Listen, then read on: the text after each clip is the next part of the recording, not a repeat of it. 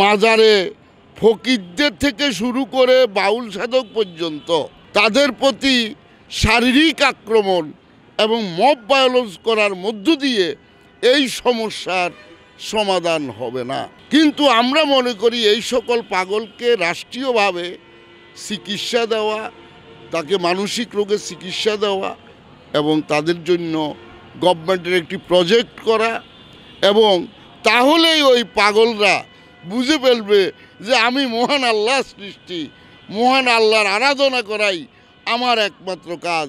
পরম করুণাময় মহান আল্লাহ এই সৃষ্টি জগতের মালিক। তার সৃষ্টির মধ্যে অনেক পাগল আছে, অনেক ছাগল আছে, অনেক মানসিক বিকারগ্রস্ত লোক আছে যারা মাজারে পড়ে থাকে, যারা বাউল সাধক হয়, যারা মানসিক বিকারগ্রস্ত।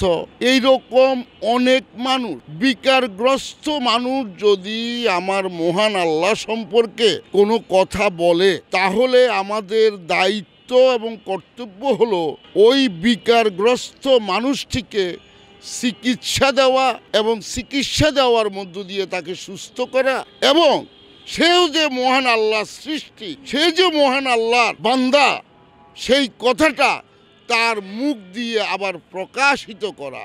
এর মধ্য দিয়েই আমরা মনে করি যে আমাদের দায়িত্ববোধ এবং দায়িত্বশীল কর্তব্য পালন করা হবে, রাষ্ট্রের দায়িত্বশীল কর্তব্য পালন করা হবে। শুধুমাত্র মাজারে ফকিরদের থেকে শুরু করে বাউল সাধক পর্যন্ত তাদের প্রতি শারীরিক আক্রমণ এবং মব ভায়োলেন্স করার মধ্য দিয়ে এই সমস্যার সমাধান হবে না। আমাদের দেশে বহু বিকারগ্রস্ত মানুষ আছে, মানসিক রোগী আছে। তারা কখন কাকে কোথায় কিভাবে কি বলে ফেলে, কি কাজ করে ফেলে, তার কোনো নিশ্চয়তা নাই। পাগল থেকে দূরে থাকতে হয়। কিন্তু আমরা মনে করি এই সকল পাগলকে রাষ্ট্রীয়ভাবে চিকিৎসা দেওয়া, তাকে মানসিক রোগের চিকিৎসা দেওয়া এবং তাদের জন্য গভর্নমেন্টের একটি প্রজেক্ট করা, এবং তাহলেই ওই পাগলরা বুঝে ফেলবে যে আমি মহান আল্লাহ সৃষ্টি, মহান আল্লাহর আরাধনা করাই আমার একমাত্র কাজ, আমার আল্লাহকে খুশি করাই আমার একমাত্র কাজ, আমার নবীজির সমস্ত সুন্নাহ পালন করাই আমার একমাত্র কাজ।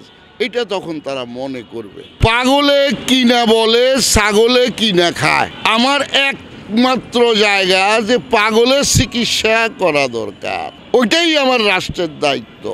না হলে মানসিক রোগীরা এইরকম উল্টা পাল্টা কথা বলে দেশে একটি অরাজক পরিস্থিতি সৃষ্টি হবে, মব ভায়োলেন্স সৃষ্টি হবে, দেশে আইনের শাসন, ন্যায় বিচার প্রতিষ্ঠার ক্ষেত্রে অন্তরায় সৃষ্টি হবে। ফরহাদ মাজার আমাদের সকলের জানা মতে তিনি একজন জ্ঞানী বুদ্ধিমান মানুষ।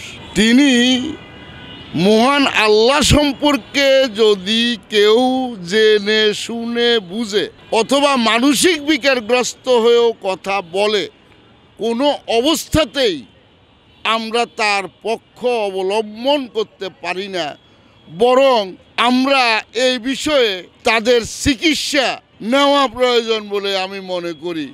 মানসিক ডাক্তারের কাছে তাদের যাওয়া প্রয়োজন বলে আমি মনে করি।